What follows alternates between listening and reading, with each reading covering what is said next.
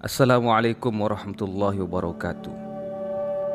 Diriwayatkan sesudah Nabi Muhammad SAW mengadakan pertemuan yang kedua kalinya, Abu Lahab mulai bekerja sekuat tenaga, masuk kampung, keluar kampung, untuk merintangi seruan Nabi Muhammad SAW. Dia dibantu oleh istrinya yang bernama Ummu Jamil. Mereka berdua dibantu oleh seorang pemuda Quraisy bernama Amir bin Hisham yang terkenal dengan Abu Jahal. Abu Lahab menghasut kaum laki-laki dari bangsa Quraisy dan bangsa Arab lainnya. Ummu Jamil istrinya menghasut kaum perempuan bangsa Quraisy dan bangsa Arab lainnya. Sedangkan Abu Jahal menghasut para pemuda bangsa Quraisy serta pemuda-pemuda bangsa Arab lainnya. Ketiga orang ini bekerja sendiri-sendiri di mana-mana mereka berada. Setiap hari dan malam mereka sibuk keluar masuk kampung dan masuk rumah ke rumah. Hasutan itu di mana saja selalu menjelek-jelekkan Rasulullah SAW, seperti mengatakan bahwa Muhammad itu jahat, Muhammad itu orang muda yang otaknya sudah miring, Muhammad itu pendosa besar, penyesat orang banyak, membuat keributan, tukang sihir, serta banyak sekali hasutan-hasutan yang dialamatkan kepada Rasulullah SAW. Demikianlah antara lain hasutan mereka terhadap Nabi Muhammad SAW yang mereka syiarkan kepada orang banyak, yang pada intinya adalah merintangi orang lain agar supaya tidak mengikuti dan mempercayai seruan Rasulullah SAW. Sebab itulah Allah menurunkan wahyu kepada Rasulullah SAW, yakni surat Al-Lahab. Sayasla naran dhata lahab wa imra'atuhu hammalatal hatab fi jidha hablum min masad. Kelak dia Abu Lahab akan masuk ke dalam api yang bernyala-nyala, dan begitu pula istrinya Ummu Jamil, pembawa kayu bakar yang di lehernya ada tali dari sana. Diriwayatkan ketika itu diturunkan kepada Rasulullah SAW, dan sebagaimana biasa apabila ayat-ayat telah diterima oleh Rasulullah lalu dibacakan dan disampaikan kepada para pengikut beliau, maka ketika itu tentu saja ayat-ayat itu dan ayat yang sebelumnya dibaca oleh para pengikut beliau kaum muslimin juga diperdengarkan. Maka ayat itu pun terdengar pula oleh Ummu Jamil bahwa dirinya telah diejek dan dihina oleh Rasulullah SAW dengan perkataan perempuan pembawa kayu bakar dan di lehernya ada tali dari sabut atau tali dari bulu unta yang dipintal. Marahlah Ummu Jamil, istri dari Abu Lahab tersebut, dan dia berkata, "Adakah engkau melihat aku membawa kayu bakar Muhammad? Dan apakah engkau melihat di leherku ada tali dari bulu unta?" Perkataan itu didiamkan saja oleh Rasulullah SAW. Kemudian pada hari lain Ummu Jamil datang lagi kepada Nabi Muhammad ketika Abu Bakar sedang ada di samping beliau.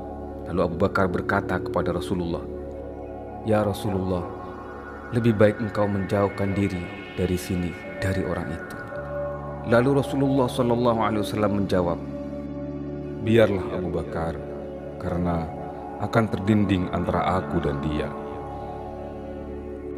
Lantas datanglah istri Abu Lahab ke tempat di mana Rasulullah dan Abu Bakar berada. Tapi sayangnya dia tidak melihat Rasulullah SAW.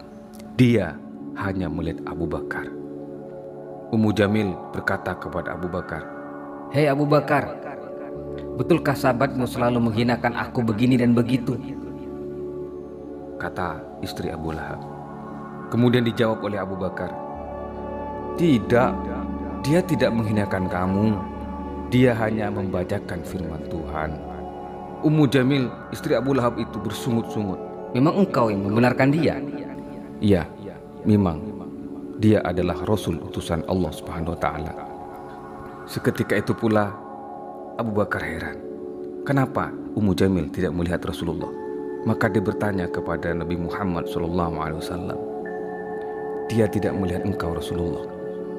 Kemudian Nabi menjawab, "Malaikat selalu menutup-nutupi sehingga ia berpaling lalu pergi." Itulah salah satu mukjizat Rasulullah SAW.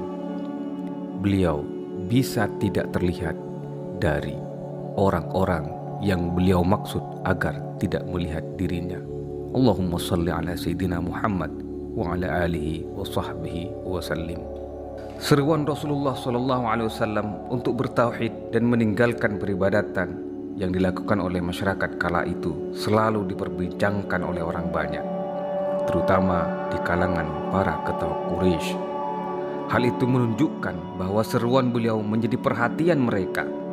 Oleh sebab itu, Abu Lahab dan kawan-kawannya semakin giat melangkahkan kakinya dan bertambah rajin menunjukkan sepak terjangnya yang tidak menyukai Nabi Muhammad SAW. Mereka tidak henti-hentinya mengobarkan hasutan guna memadamkan cahaya pergerakan yang sedang diserukan oleh Rasulullah. Mereka mencari banyak daya upaya tipu muslihat untuk menunjukkan sikapnya, mencari alasan supaya para kaum musyrikin Quraisy di Mekah, terutama golongan kaum musyrikin kaum Quraisy yang senasab dengan mereka, untuk tidak mempercayai Rasulullah. Abu Lahab adalah salah satu manusia yang paling kejam dalam merintangi dakwah Rasulullah SAW. Bukan hanya melalui cacian, makian, atau seruan kepada masyarakat Quraisy untuk tidak mempercayai Rasulullah, tetapi bahkan dia mengancam berbuat jahat terhadap diri pribadi Rasulullah SAW. Pada suatu waktu, Abu Lahab melemparkan kotoran najis di muka Rasul, tapi itulah Rasulullah. Setelah mengetahui bahwa di pintu rumahnya ada kotoran najis, dengan segera Rasulullah membuangnya dan membersihkannya sendiri. Pernah juga suatu waktu Abu Lahab berbuat begitu lagi di muka pintu Rasul. Meskipun tahu itu adalah perbuatan Abu Lahab, tetap membuang kotoran itu sendiri, hanya berkata, "Hai anak cucu Abdi Manaf, beginikah cara orang-orang bertetangga?" Pernah juga pada suatu hari, Abu Lahab sedang melempari kotoran manusia dan binatang ke muka rumah Rasulullah SAW.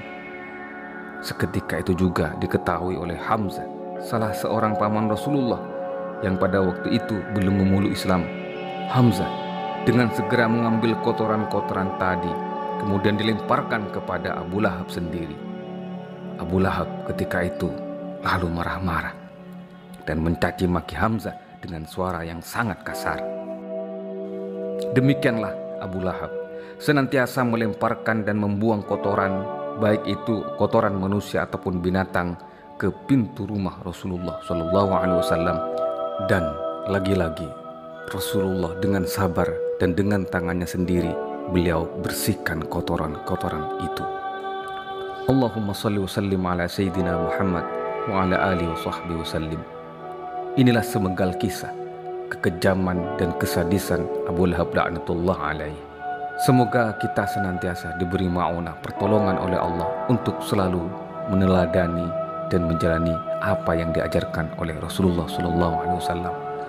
Wassalamualaikum warahmatullahi wabarakatuh. Sampai jumpa di kisah Rasulullah berikutnya.